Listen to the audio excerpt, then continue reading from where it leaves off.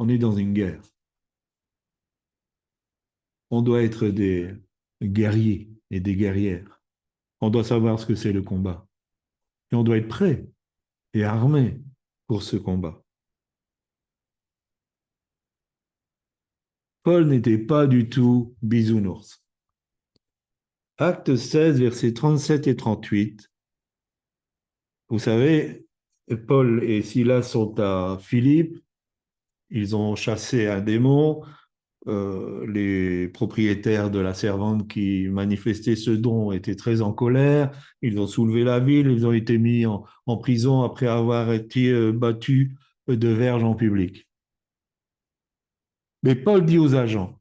Et après, donc, il y a la conversion du geôlier, les murs tremblent. Finalement, ça part sur la conversion de ce geôlier de toute sa famille. Et le lendemain matin, ceux qui les avaient mis en prison envoient des agents pour dire bah, maintenant, vous pouvez y aller. Et Paul ne va pas dire ah ben, on est libre quand même, on n'a pas dû rester plus longtemps qu'une nuit. Mais il va le dire ils nous ont fait battre en public sans que nous ayons été jugés régulièrement, nous qui sommes citoyens romains. Alors pourquoi il met ça en avant? Parce que les citoyens romains ne pouvaient pas subir ce genre de, de punition. Ils avaient droit à un jugement, euh, comment je dirais, dans un tribunal.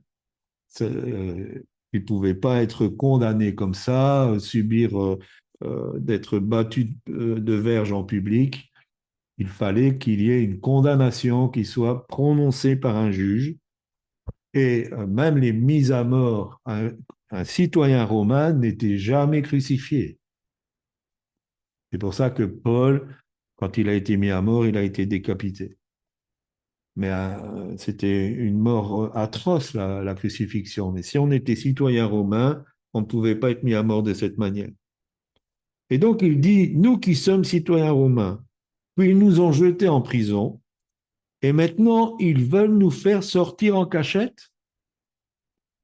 Eh bien non, qu'ils viennent eux-mêmes nous libérer.